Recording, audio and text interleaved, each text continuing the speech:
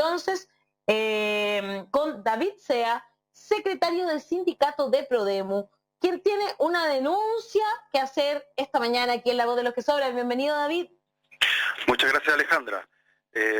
Buenos días a Daniel y a Hassan también. Bueno, efectivamente, como tú planteas, Alejandra, nosotros tenemos una particular situación que hemos querido denunciar y que justamente tiene que ver con algo que ustedes ya mencionaban, que hacían referencia al mundo del trabajo y cómo el mundo del trabajo ha sido afectado por la pandemia y por supuesto por una arremetida bien agresiva parte del gobierno.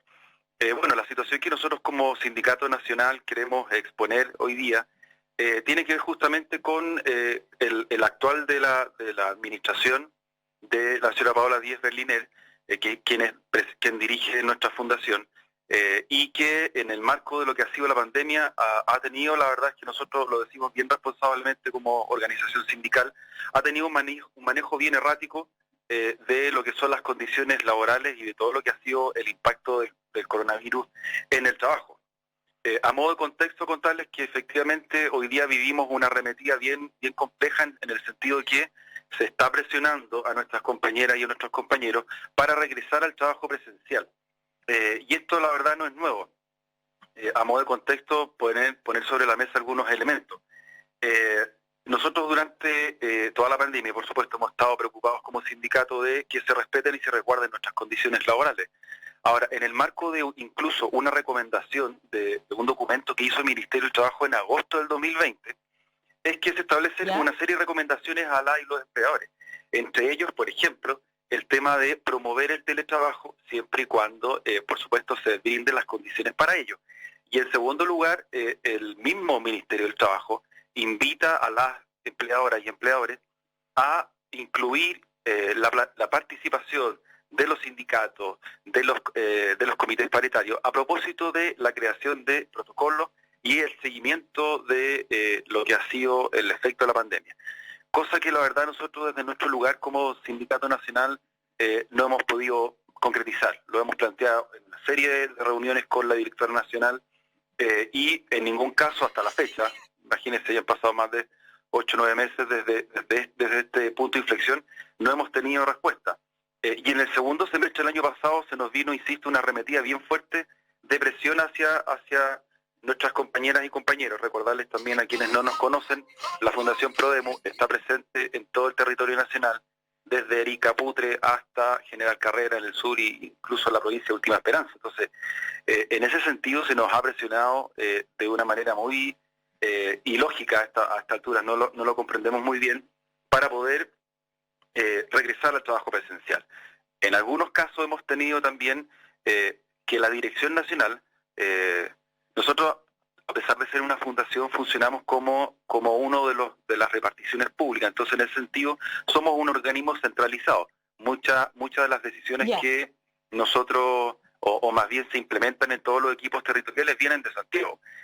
Y en algunos casos, en muchos diría yo, se han dado instrucciones como por ejemplo que en caso de que el domicilio de la o del trabajador se encuentre en cuarentena y además o en su defecto la sede donde se encuentra la oficina provincial Prodemu estén en cuarentena o haya restricciones respecto a la movilidad, no haya trabajo presencial. Sin embargo, hemos tenido una serie de casos donde la jefatura, con mucho descriterio, no han respetado los lineamientos de la Dirección Nacional.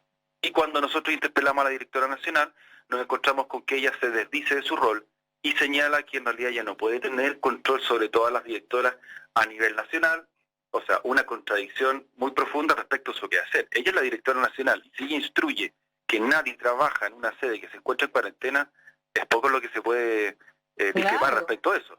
Más pensando en que todas estas medidas tienen que ver con la protección de las y los trabajadores. Sí. Entiendo que ya han tenido además lugares donde ha habido como brotes, ¿no? Que en febrero se registró el tercer contagiado en la oficina central. O sea, ustedes no están preocupados porque sí, sino que porque ya se han dado estas situaciones. Exacto. Mira, ahí efectivamente en lo que es el edificio nacional, ya en el mes de febrero se provocó el tercer contagio. Y claro, si uno lo mira desde el número, no nos dice mucho. Sin embargo, ese tercer contagio responde efectivamente a la tosudez de instar a las y los trabajadores a asistir al edificio en condiciones que no se han resguardado ni se ha evitado el tema del contagio. Por supuesto, porque estos casos, nos atreveríamos a decir nosotros como sindicato, se han producido los desplazamientos, es decir, vuelvo a señalar el tema de las instrucciones de este mismo gobierno y de la autoridad sanitaria. Se insta a los empleadores a tener horario diferido para el ingreso, para poder evitar las aglomeraciones. Ustedes más que nadie saben, y lo deben haber comprobado en terreno, que efectivamente hoy día el metro, el transporte público está colapsadísimo, está lleno. Entonces, obviamente, si bien a lo mejor en el marco del trabajo se pueden establecer y resguardar ciertas condiciones, no es posible hacerlo en el transporte público. Entonces tenemos ahí, insisto, el tercer caso, pero además también contarles que tuvimos un caso muy grave. Tuvimos a una compañera en la provincia de General Carrera que fue contagiada, que tuvo contacto estrecho con su jefatura, con una coordinadora provincial, y que terminó siendo trasladada al Hospital Regional de Coyhaique y que estuvo, me atrevería a decir, casi 30, 40 días en coma inducido. O sea, una situación muy grave que se pudo haber evitado y que se produjo efectivamente a propósito del no cumplimiento de las medidas sanitarias. Esta compañera estaba con teletrabajo y su jefatura le insistió que la acompañara a dejar algunos teléfonos celulares en el marco de nuestra oferta programática, y justamente en este trayecto, en una barcaza, ellas tienen un contacto estrecho y se termina agravando, e insisto, o sea, por suerte no lamentamos una muerte, pero nos mantuvo muy preocupados, y este caso además tampoco sirvió para poder remecer a la administración de que se tomaran las medidas correctivas, y además que, insisto, se velara por el teletrabajo. Otro elemento que nosotros también quisimos contarles tiene que ver con que a nosotros ya se nos señaló formalmente que nosotros no somos una institución que preste servicios esenciales, y esa es la razón que fundamenta que no se nos vacune. Por lo tanto, nosotros obviamente... O sea, tienen que volver a trabajar sin vacuna. Claro, entonces, si además el gobierno nos señala que nosotros no prestamos un servicio esencial, ¿cuál es la razón de que se nos obligue y que se nos insista hasta ya la insistencia más absurda de volver a trabajo presencial? Más cuando de algún modo nosotros implementamos una oferta programática que durante el año pasado se digitalizó en su gran mayoría. O sea, hoy día nuestras compañeras y compañeros que trabajan implementando talleres para las mujeres pueden hacerlo perfectamente desde su casa.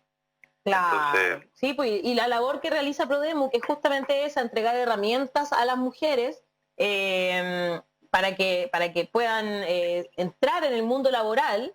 Claro que se puede hacer a través en vía online, digamos, ¿no? Quizás, obviamente, quizás a lo mejor esto podría aumentar la brecha, hay cosas que conversar, pero si ya está instalado el plan, no tiene mucho sentido que lo estén obligando a volver, sobre todo con personas que han estado al borde de la muerte.